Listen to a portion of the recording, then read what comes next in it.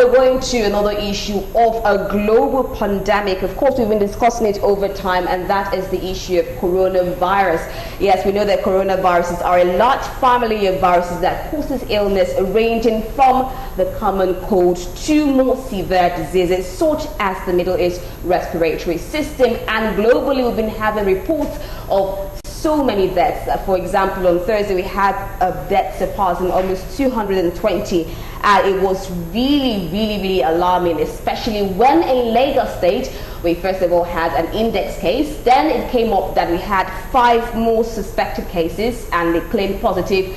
And on Thursday, we had 4 more cases, which made it in total 12 cases in Nigeria, and of course 9 of them in Lagos State. But according to the health ministries, they are doing all they can to forestall for the spread of it. And of course, that's led to ban on social gatherings, religious gatherings of more than 50. Lots of schools have been closed. Actually, schools have been closed down in Lagos State, in Ondo State, and other parts of the country. Schools have been closed down to forestall spread of the virus. And of course, we also had another report there. We know that the United States President Donald Trump kind of like gave a bit of hope for the world when he mentioned the fact of chloroquine. But unfortunately, yes, he made it in a particular press release of the use of a drug, chloroquine, to be used for the coronavirus. And unfortunately, it is quite alarming that we also have news from the Lagos State government that on Friday it disclosed that following the announcement by President Donald Trump on Thursday that chloroquine can cure coronavirus,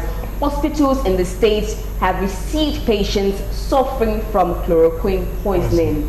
Please and please let us stop that. I will use the opportunity to stop that, to say that we should stop the intake of chloroquine. We know that that drug was actually used for malaria and it was banned in Nigeria. And even if you want to take a drug, please do not self-medicate, but actually wait for a doctor's prescription. Let's take a look at this report and we'll be right back.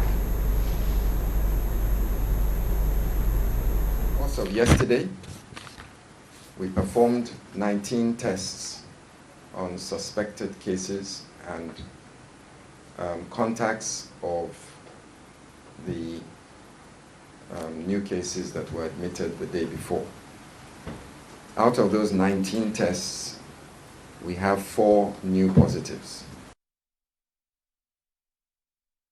We are appealing to everyone that has been on these 2 flights that I've announced.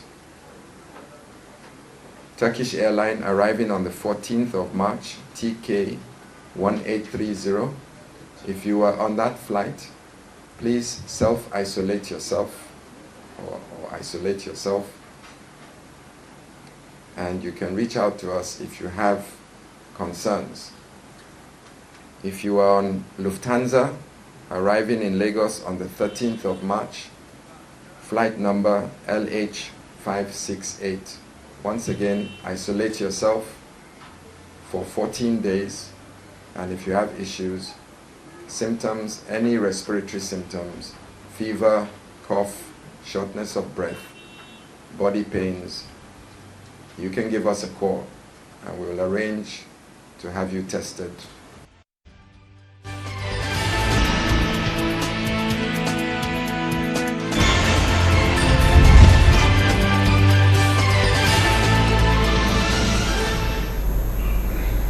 All right, welcome back. You're still on Traders Forum, exclusive to Galaxy Television. There we had the Minister of Health, the Commissioner for Health in Lagos State, Akin Abayomi, mentioning the flight details, of course, of people who were on the flight, because we had a victim on that flight. So they were telling them to please self-isolate themselves. Of course, due to the rise in the cases of coronavirus in Nigeria on Wednesday also issued a travel ban on citizens from 13 countries. Well, actually, now it's 15 countries was hit by coronavirus. We have places like China, Italy, Iran, South Korea, Spain, Japan, France, Germany, and it's also been added Australia and Sweden. So we have 15 countries that they have been travel ban restrictions because they have about 1,000 cases of coronavirus in their country. So those that were coming in, they were told to please self-isolate yourself before mixing with people. We also know that due to the rise, or rather the spread of coronavirus in Nigeria, the federal government also reduced the price of premium motor spirit from 145 to 125 naira. All these indications to curb the spread of coronavirus and, of course, the economic effect that it will have on the nation. So I'll start with you, Chike. Today, yes, 12 cases in our hands.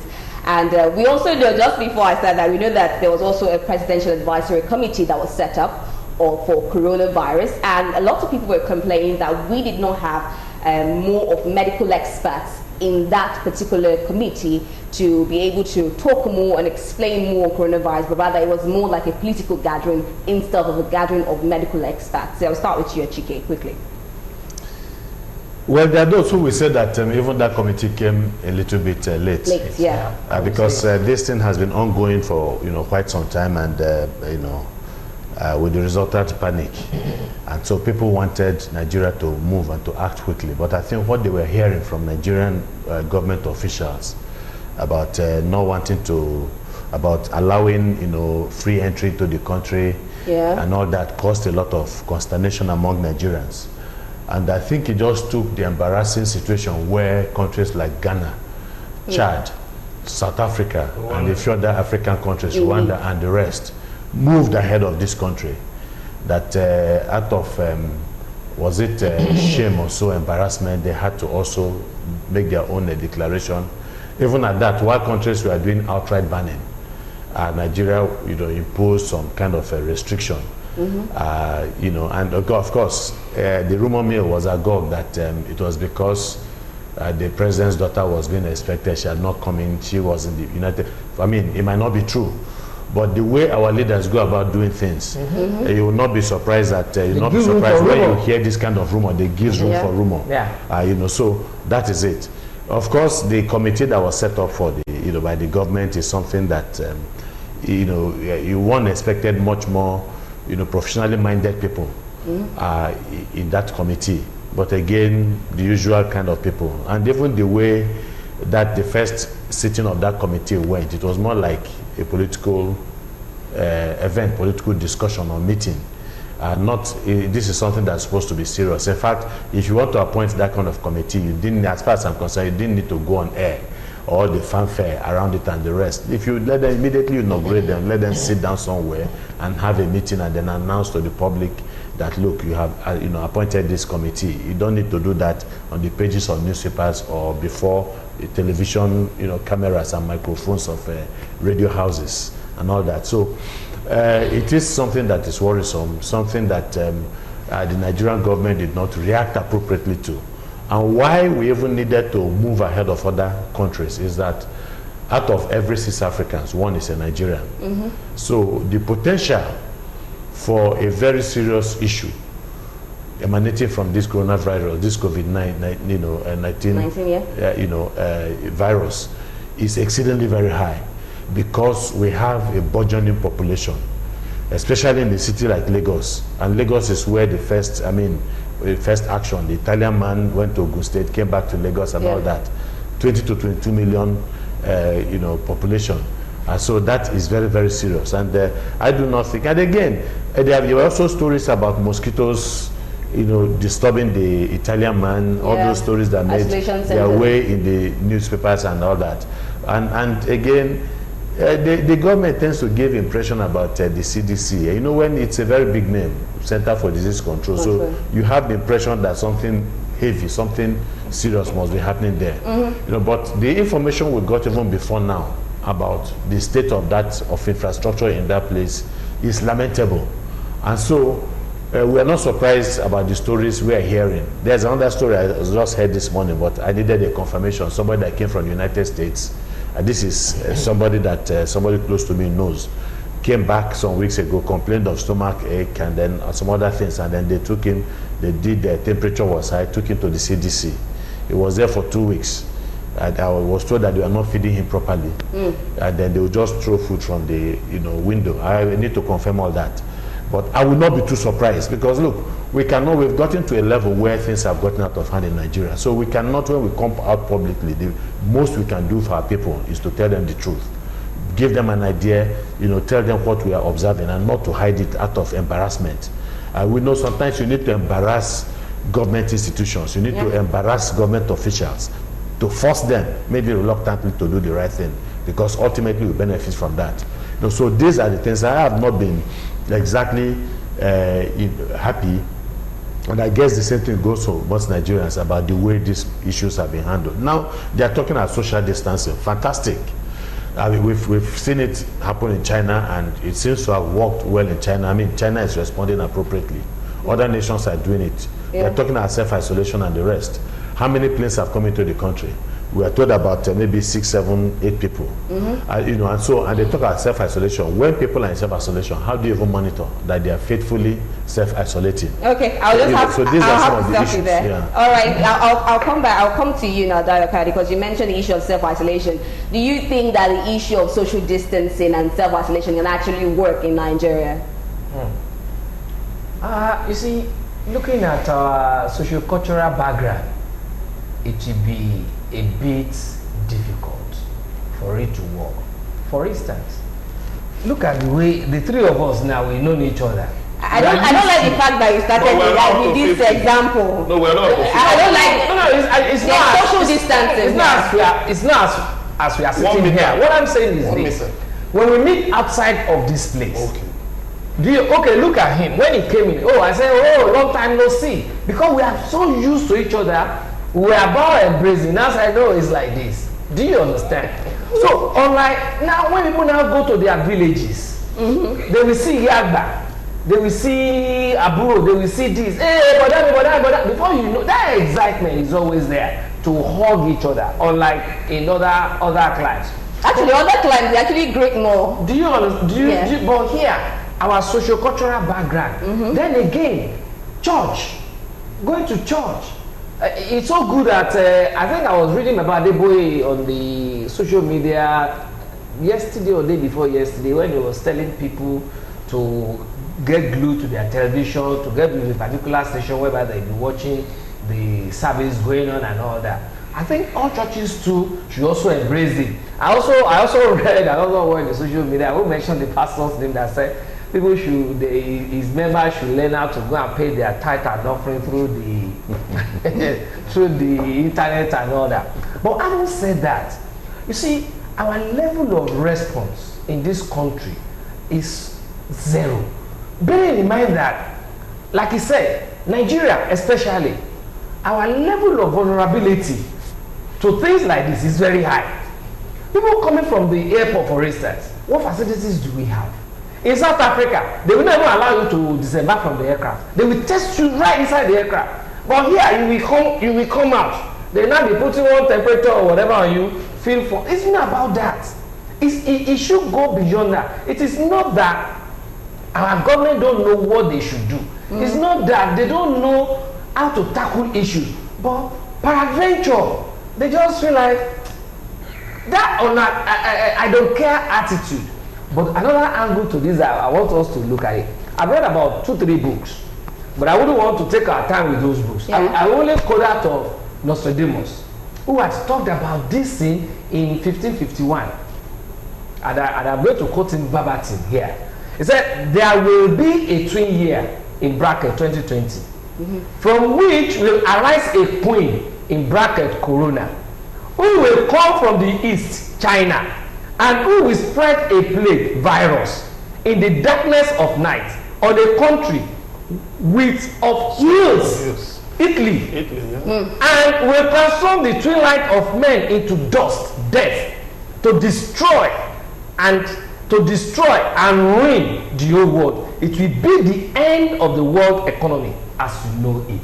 That is Nostradamus talking. Now let me come back to America, which will be the last perspective. We're going to look at this. America should now be a bit careful about the way they want to rule the world.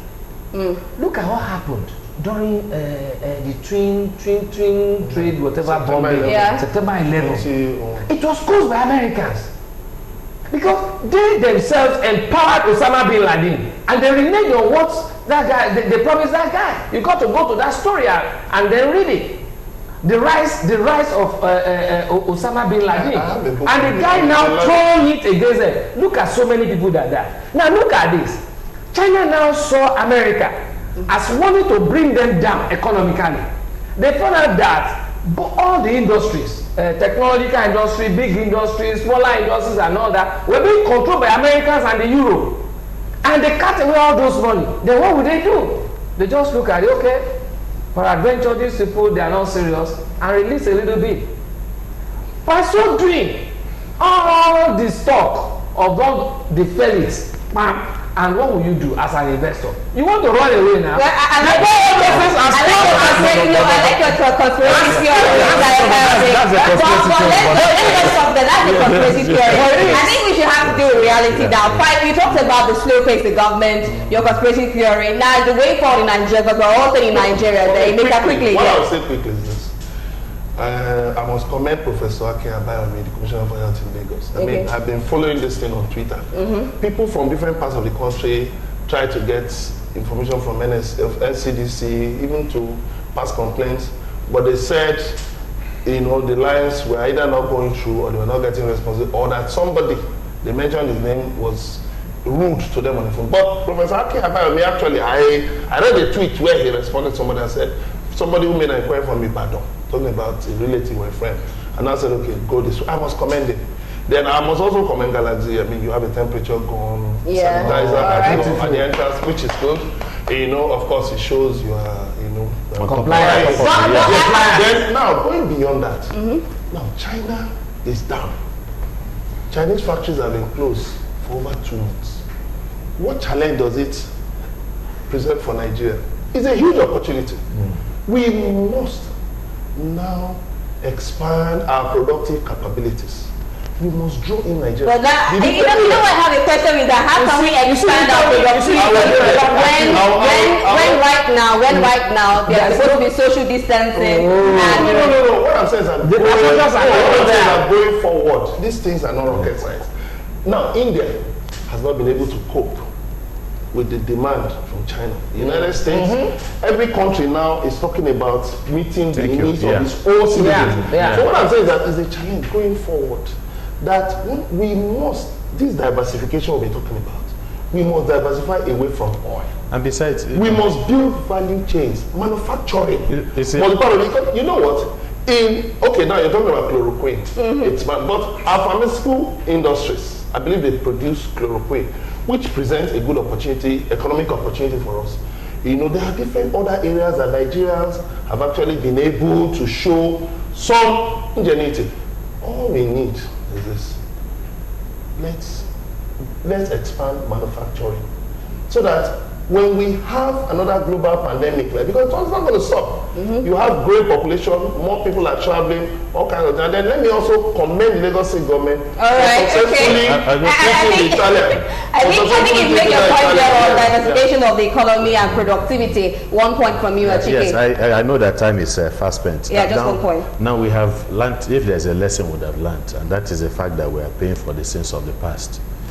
Now, we don't know the state of the president's health, for instance, but the president has also benefited generously from health tourism, while we should be developing our health infrastructure. Thank you very much. It is key.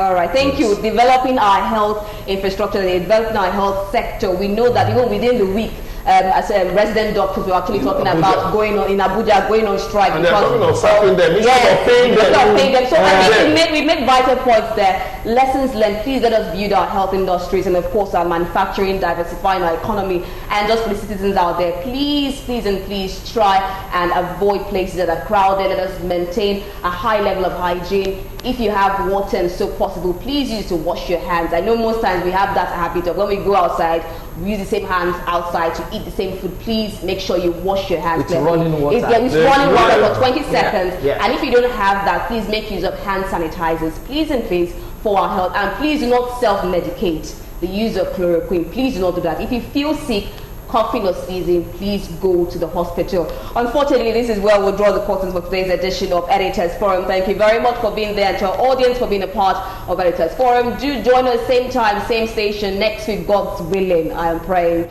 that we do not have this pandemic grow beyond this. For another edition of Editors Forum, I am Rita Omodia. God bless Nigeria. Amen.